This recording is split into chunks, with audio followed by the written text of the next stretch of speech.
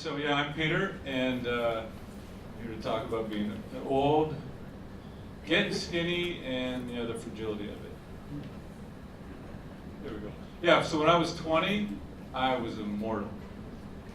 At least I thought I was. But I held that thought all the way to the age of 36. It was the year 1999. My mom died. She died of ALS. And I remember standing over her gravesite when we were burying her, and we were tossing dirt into the coffin. And as the dirt hit the coffin, a thought popped into my head. It was that, Peter, you're not immortal. You're going to die someday too.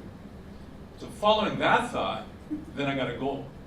And my goal was to live to 120. But it wasn't just a goal. It was a moral imperative that I held for like 6 years until the love of my life came along. And I remember the day she was born, and they put her in my hands, and I had two thoughts. And the first thought was, my God, she's beautiful. And the second thought was, I don't have to live to 120. So there went my goal. So with the goal gone, what was left? What was left was a game. So this is my game of health, and since it's my game, I make up the rules. I don't take pharmaceuticals. I don't do hormone replacement therapy. The scores in the game are the data. Some of the data I take daily every morning. Some of the data I take once a week. Some of the data I take twice annually. If I had only one data point to take, it would be my waist circumference. That has to do with what I read about the evils of visceral fat. So this talk is about being skinny, but I don't want to get the wrong impression. I'm all about health. Maybe you want to debate me on health? Okay. I have one condition though. Let's confine the debate to data. I'll show you mine. You show me yours. Yeah, I've got all the gadgets, and I use them, and I like them. For what I'm talking about today, not that useful. Maybe the Zeo, you'll see. The Zeo is probably the most useful among all of them. Basis is not out yet. I have a Basis. It fell off my wrist and broke. It's in the shop. I got on the list fast. That's a surprise. Okay, so here we get to the meat of the talk. So this is me at 18, and this is me rounding error from 50. And I was a senior in high school there. And at 18, I weighed 175 pounds. And this morning, I weighed 175 pounds. I take my weight with a Withing scale, like some of you do. And as you know, it generates a graph. This is 13 months of data from present back 13 months.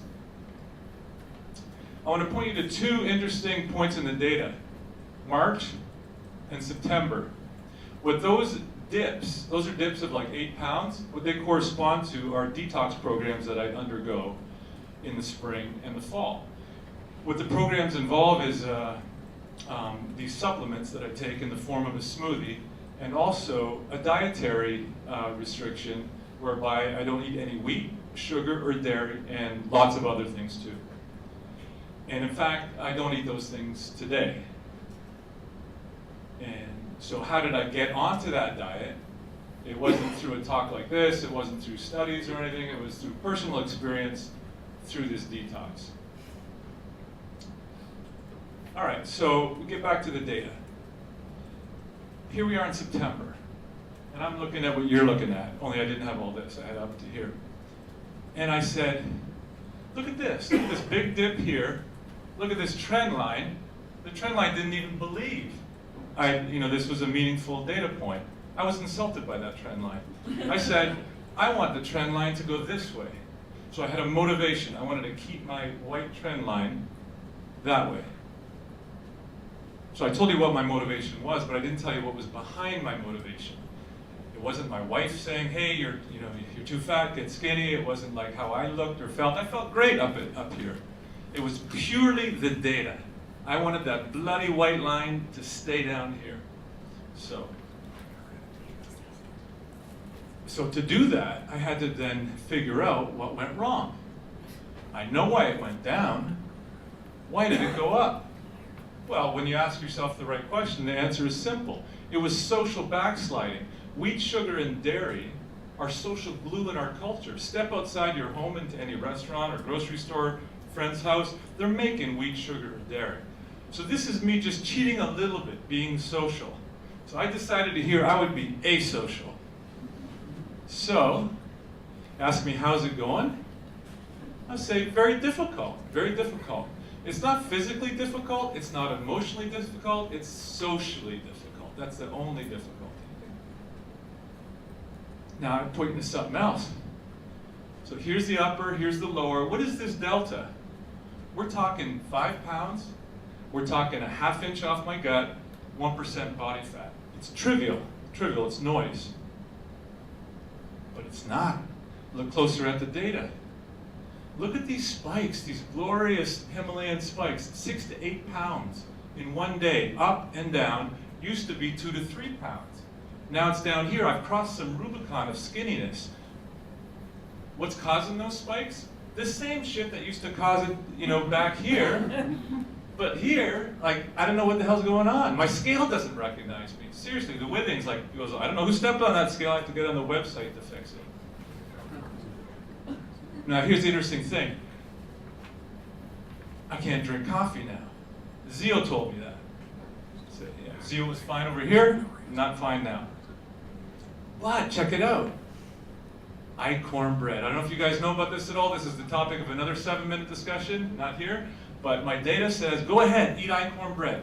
And if my data was the only thing I listened to, I'd be eating einkorn bread today because I love einkorn bread. But it's not the only thing I listen to. I also listen to my body. And my body was very clear. No einkorn bread for you, Peter. I do not eat it. So to wrap up, yeah, I still weigh $175, just like I did in high school.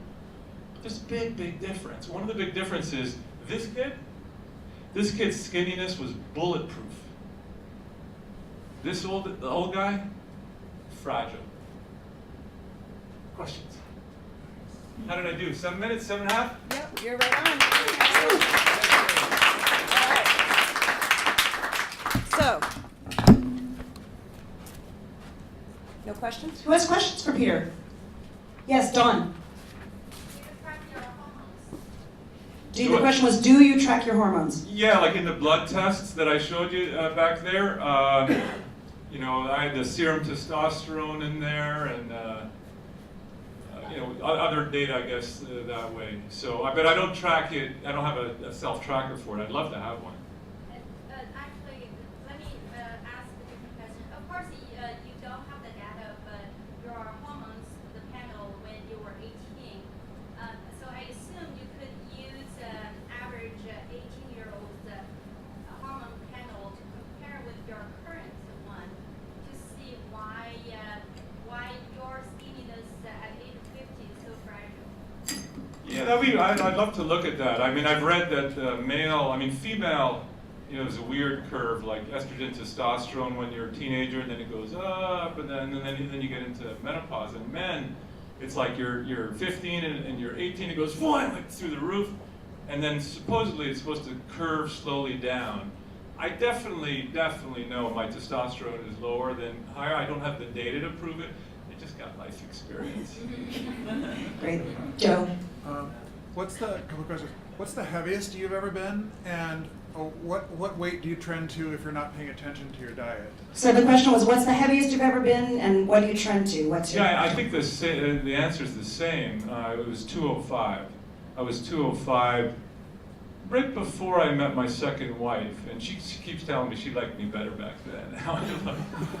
but I didn't have a propensity to get obese, I guess, but that was me not paying attention. Yes, here.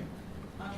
So, what do you replace einkorn? What do you replace einkorn with? I guess rice bread. I mean, there's different kind of rice rice breads you can make, and my wife made a nice one over the weekend, and it doesn't do anything to my data. It's not near as good as einkorn, though. Way at the back.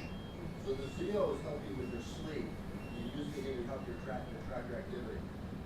Yeah, you know, I got the Fitbit, I got this, the Nike, what do you call the Fuel Band. The Basis watch is a little more interesting. You get like heart rate and temperature and all kinds of stuff. All these things tell me I'm more active than the average beast. I have a standing desk. My business partner and I go for business hikes instead of business lunches. So I tend to be more active, but I will tell you that like I've been taking data for 5 years, and this low level of activity I do, which I think is the healthiest, doesn't even have any effect on the data that I've seen. None at all. Why did you find the Zio most useful? Yeah, just because it was able to tell me, you know, like that I couldn't drink coffee. Like the other things haven't changed my behavior. They haven't like gone, oh, start doing that or stop doing that. Zio told me, don't drink coffee. How? Oh, how? I average about an 80 on a Zio. Like if you look at like a year worth of data, a ZQ of 80, and the month after the detox, where I dropped down the beginning of that September curve, right, where like I wanted to keep the trend line there, I don't drink coffee during the detox. You don't take anything during detox. But after it ended, I took coffee. And you gotta understand, I was drinking coffee for like 9 months. I hadn't drank it for 49 years. I read some studies, said it was good for you, so I put coffee in my diet. And everybody's reporting getting a jolt with coffee in the morning. I didn't get any jolt at all. No jolt at all. I felt nothing. I looked at all my data, said it was okay. And then I did the detox, and then I dropped the weight, and then I took coffee, and I took 3 cups of black coffee the morning after I finished my detox, and I was hitting the roof, you know? And then I was like, oh, that's not good, so I should taper into it. I was talking to my neighbors, so I tapered into it. But Zio hated it for the next month. So my October Zio numbers are through the floor. And I'm like, what the hell's going on? I'm a good sleeper. What's going on? I got rid of the coffee, and my Zio numbers are back up. So that's what told me that. Gail. So in terms of the detox, how did you come to the concept of doing a detox? And what is the nature of the detox that you do? What do you think is the effect of it simply that by doing the detox, you are not doing any of that social, you know, inappropriateness, or is there something else going on? Yeah, I do a liver detox, and I've done this bowel detox. Where do I get it? I was cheating. My sister's a naturopathic doctor, so she kind of like got that into me. I will say the most interesting friggin' thing wasn't physical for the liver detox. It's maybe not answering your question, but it's a better answer to a better question. It's the first time I did a liver detox, I had this emotional epiphany. My mother was dead for 10 years, and I suddenly had this belligerence with my wife about being a helicopter mom, over babying our daughter. And after 4 days of it, she said, I'm going to go move in with my mother if you keep up with this. And what I realized was, I wasn't mad with her at all. It was leftover anger with my mother for babying me, right? And so she's been dead for 10 years. And so I go to Home Depot, and like once I realized that, and then these tears welled up in me, and what it was empathy. Empathy for my mother died of ALS, right? And I cried when she died, but I cried for me and my loss. I didn't cry for her pain. That's empathy. 10 years later, doing a detox, I'm in the paint aisle of Home Depot, and I'm like sobbing tears, and it's the detox that brought it out. It was a liver detox. So I tell people this story, and they're like, oh, I gotta try this, because other people have had different effects.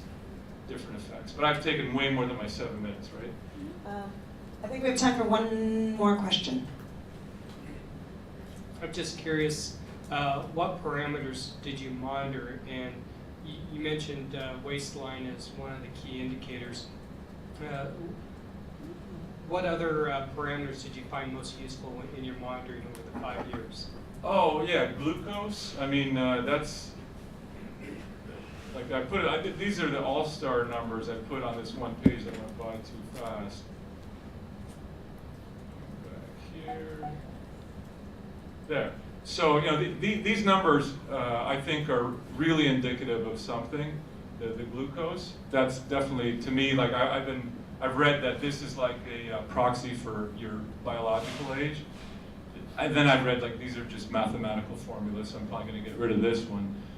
Blood pressure is not that useful unless it gets high.